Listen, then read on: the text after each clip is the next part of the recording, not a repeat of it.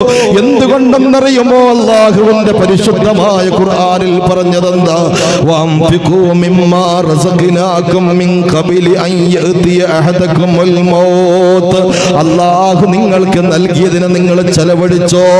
കാരണം എപ്പോഴാ മരണം എത്തുന്നതെന്നറിയില്ല, എവിടെ വെച്ചാ മരിക്കുന്നതെന്നറിയില്ല, എങ്ങനെയാ മരിക്കുന്നതെന്നറിയില്ല. എന്റെ പ്രിയപ്പെട്ടവരെ, വഅള് പറയുമ്പോ മരിച്ചേക്കാം, വാഹനത്തിൽ വെച്ച് മരിച്ചേക്കാം, ഭാര്യയുടെ ഒന്നിച്ച് യാത്ര ചെയ്യുമ്പോൾ മരിച്ചേക്കാം, സമ്മേളനത്തിന് പോകുമ്പോൾ മരിച്ചേക്കാം, ഹോസ്പിറ്റലിൽ വെച്ച് മരിച്ചേക്കാം.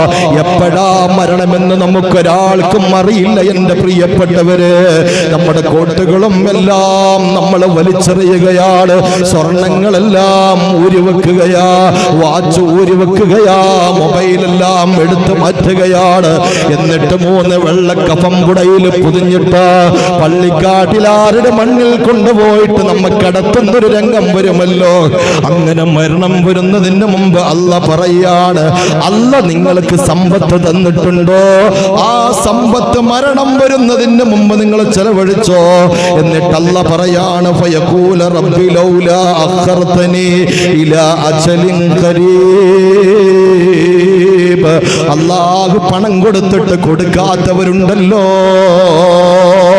അല്ലാഹുവിന്റെ ദീനിനെ മൈൻഡ് ചെയ്യാത്തവരുണ്ടല്ലോ, നിസ്കാരങ്ങളും നോമ്പുകളുമായി ജീവിതത്തെ മെച്ചപ്പെടുത്താതെ മരിക്കാൻ കിടക്കുന്നവരുണ്ടല്ലോ. അവർ ഭയാനകമായ നരകത്തിന്റെ കത്തിക്കാണുന്ന ഭീകരമായ അന്തരീക്ഷം കണ്ടിട്ട് പൊട്ടിക്കരയുന്ന ഒരു സന്ദർഭം വരും. എന്റെ പ്രിയപ്പെട്ട സത്യവിശ്വാസികള്, ആ സമയത്ത് എന്താ പറയുന്നതെന്നറിയുമോ? ഫയഖൂല റബ്ബി ലൗലാ അഖർതനി ഇലാ അജലിൻ ഖരീബ്. അല്ലാഹ്,